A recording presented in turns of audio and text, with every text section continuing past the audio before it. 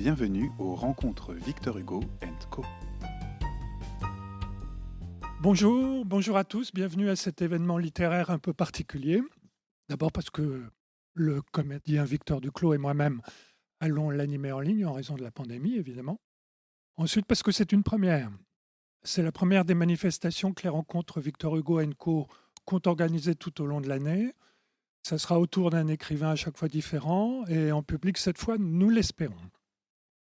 Puis il y aura le point d'orgue, sans doute mi-septembre, que sont les traditionnelles rencontres littéraires de 2 jours, chaque fois autour d'un thème. Et cette année, le thème sera la ville dans le roman dans les villes. Cela devait être le sujet des rencontres 2019 qui ont été annulées pour les raisons que vous savez. Enfin, le rendez-vous de ce jour est particulier parce que l'invité d'honneur n'est pas un romancier, mais un archipel, l'archipel de la Manche. C'est-à-dire Chausey, les îles anglo-normandes, toutes ces îles qui sont sous nos fenêtres, ou presque, et qui sont notre jardin. Ces îles sont visibles à l'œil nu pour certaines, tapies à l'horizon ou invisibles au large pour d'autres. Elles sont en tout cas toutes des territoires de romans, des territoires d'évasion, de rêve. Et quand la mer est trop mauvaise pour s'y rendre, ou le temps trop froid, il nous reste la littérature. Eh bien, c'est ce qui nous réunit aujourd'hui. Pour parler de cet archipel, nous allons convoquer quelques écrivains, des écrivains qui ont écrit ou parfois vécu sur les îles de la Manche, Chausey, Guernesey, en passant par tout l'archipel anglo-normand et ses cailloux perdus, comme les Minquiers, les Écrehoux, Hermes, Gétou et quelques autres. Je vais présenter maintenant chacun de ces écrivains et son rapport aux îles. Victor lira un extrait correspondant. Nous évoquerons des auteurs classiques, mais aussi des contemporains. Il ne s'agira en rien d'une recensation exhaustive, mais d'un choix qui sera purement subjectif. Un des écrivains français qui a le plus écrit sur les îles anglo-normandes, c'est Victor Hugo. Je ne vais pas le présenter, sauf pour rappeler qu'il a passé presque 20 ans en exil dans les îles anglo-normandes, 3 à Jersey, et puis ensuite 15 à Guernesey. Hugo évoque les îles de la Manche dans au moins 3 de ses œuvres. Il y a L'archipel de la Manche, Les travailleurs de la mer, L'homme qui rit, ainsi que dans plusieurs poèmes. Celui qui a écrit un jour dans son cahier d'écolier « Être Chateaubriand ou rien » se souvenait très bien du passage de son glorieux prédécesseur dans les îles, 60 ans auparavant. Il en fait d'ailleurs mention dans L'archipel de la Manche.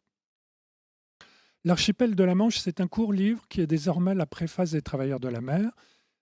C'est aussi une déclaration intense d'amour aux îles de la Manche. En voici un extrait. Qui a vu l'archipel normand l'aime, qui l'a habité l'estime. C'est là un noble petit peuple, grand par l'âme, il a l'âme de la mer. Ces grands hommes des îles de la Manche sont une race à part. Ils gardent sur la grande terre on ne sait quelle suprématie. Ils le prennent de haut avec les Anglais disposés parfois à dédaigner ces 3 ou 4 pots de fleurs dans cette pièce d'eau. Jersey et Guernesey répliquent « Nous sommes les Normands, et c'est nous qui avons conquis l'Angleterre. » On peut sourire, on peut admirer aussi. Un jour viendra où Paris mettra ses îles à la mode et fera leur fortune. Elles le méritent. Une prospérité sans cesse croissante les attend le jour où elles seront connues. Elles ont ce singulier attrait de combiner un climat fait pour l'oisiveté avec une population faite pour le travail.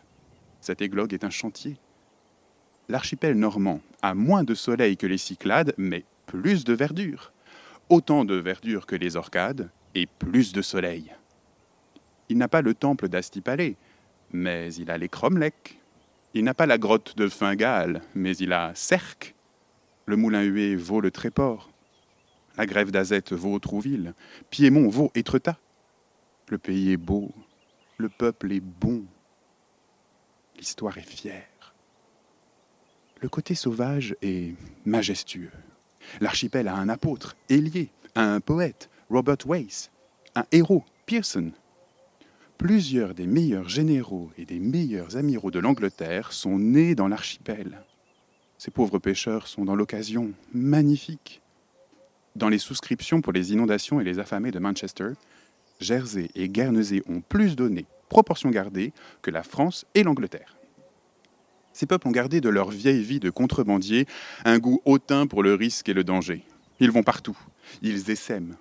L'archipel normand colonise aujourd'hui comme jadis l'archipel grec. C'est là une gloire.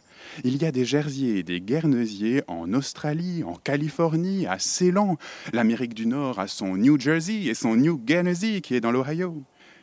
Ces anglo-normands, quoiqu'un peu ankylosés par les sectes, ont une incorruptible aptitude au progrès. Toutes les superstitions, soit, mais toute la raison aussi. Est-ce que la France n'a pas été brigande? Est-ce que l'Angleterre n'a pas été anthropophage? Soyons modestes et pensons à nos ancêtres tatoués.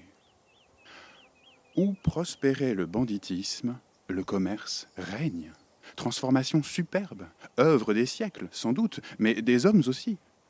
Ce magnanime exemple, c'est ce microscopique archipel qui le donne. Ces espèces de petites nations-là font la preuve de la civilisation. Aimons-les et vénérons-les. Ces microcosmes reflètent en petit, dans toutes ses phases, la grande formation humaine. Jersey, Guernesey, Aurigny, anciens repères, ateliers à présent. Anciens écueils, ports maintenant. Pour l'observateur de cette série d'avatars qu'on appelle l'histoire, pas de spectacle plus émouvant que de voir lentement et par degrés monter et surgir au soleil de la civilisation ce peuple nocturne de la mer. L'homme des ténèbres se retourne et fait face à l'aurore.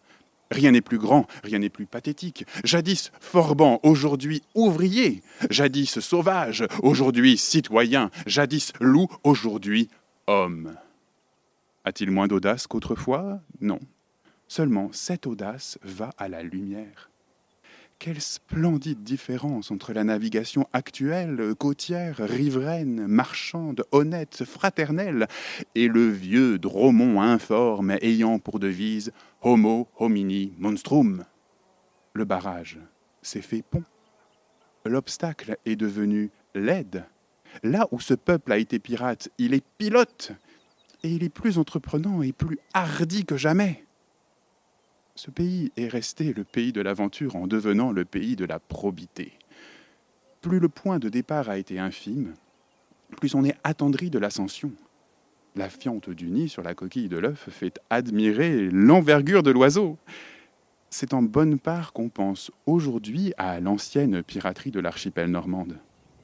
En présence de toutes ces voiles charmantes et sereines, triomphalement guidées à travers ces dédales de flots et d'écueils par le phare lenticulaire et la lighthouse électrique, on songe, avec le bien-être de conscience inhérent au progrès constaté, à ces vieux marins furtifs et farouches, naviguant jadis en des chaloupes sans boussole, sur les vagues noires lividement éclairées de loin en loin, de promontoire en promontoire, par ces antiques brasiers à frissons de flammes que tourmentés dans des cages de fer, les immenses vents des profondeurs.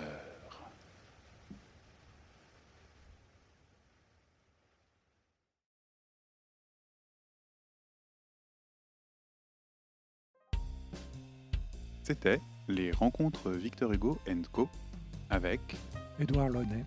et Victor Duclos.